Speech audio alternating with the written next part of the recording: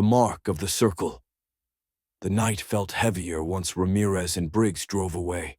They stood with Michael beside the blood-stained concrete steps of the abandoned building, their patrol lights reflecting off shattered windows. They wanted to stay. Michael knew it. But lines were razor-thin these days. Jurisdiction, politics, the endless turf war between city cops and state police. "This is as far as we can go," Briggs said quietly. "State boys handle this side of the district now. We step in, they'll bury us in paperwork for a decade." Ramirez placed a hand on Michael's shoulder. "Find her. Call us if you can. We'll come if it doesn't get us fired." Michael nodded. "Thank you, both of you." They turned, swallowed by the hum of their cruiser as it rolled down the cracked industrial road. Their red and blue lights faded into the distance, leaving Michael alone in the darkness, with only the smell of gunpowder and the echo of his own thoughts. The symbol Michael unfolded the piece of paper again. The message was the same, cold and cruel. But it wasn't the words that twisted his gut. It was the symbol scratched at the bottom. A big, sharp A inside a circle. Most people wouldn't recognize it. Most people would think it stood for anarchy, or maybe a signature from some local gang. Michael knew better. It was the mark of the Avelino family, a mafia organization that had been spreading like rot through the East Coast for decades. A symbol he thought he'd erased from his life forever. He closed his eyes, feeling 20 years peel away like old paint. Of course it was them. Of course they weren't done. Old debts never die. They wait. 20 years earlier. In 2005, Michael Rourke wasn't retired. He wasn't a husband. He was a storm disguised as a federal officer. The mafia case began with whispers, bribed officials, illegal trade routes, a judge on the payroll. But then everything spiraled the night Judge McNeilin of West District was found dead in his own driveway, 2 bullets in his chest and 1 in his throat. City police tried to handle it. But the Avelino family was bigger than a precinct, bigger than a district.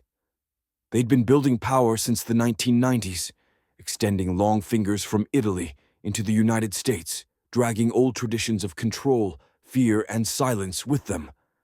When bodies started piling up, the city stepped back. The CIA stepped in.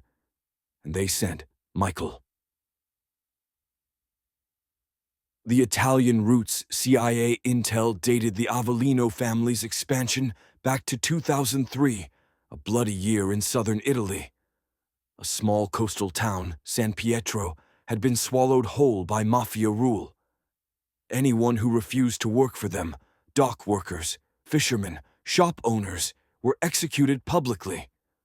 Families forced into labor. Children disappeared. The town became a black hole of terror, a puppet state under the Avelino flag.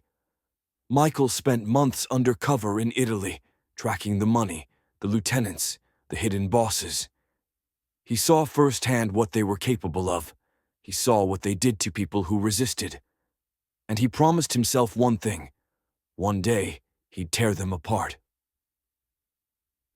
The price of war. The CIA wanted information. The city wanted justice. Michael wanted revenge. For 3 years, he hunted them. He kicked down doors, intercepted shipments, dragged their accountants out of cheap motels, and chased their killers through alleys slick with rain. Finally, after endless hearings, threats, appeals, and a courtroom guarded like a fortress, the verdict struck. Life sentences for most of the top bosses. The organization crumbled, or so they thought.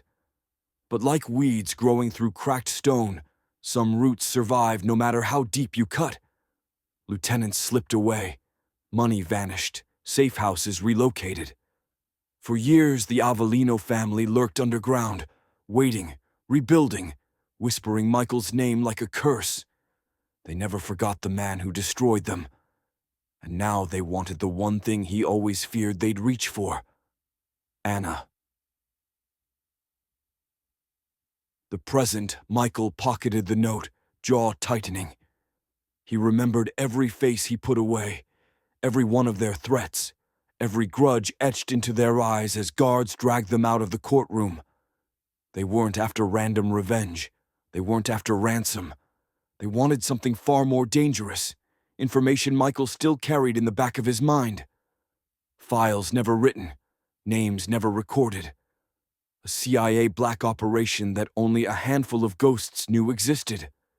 Secrets that, if exposed, could burn governments to the ground. And the Avelino family knew it. He stepped out into the cold night air, breathing slowly, remembering the way those mafiosi looked at him 20 years ago. Like predators forced into cages. Now the cages were open, and they had stolen the one person Michael loved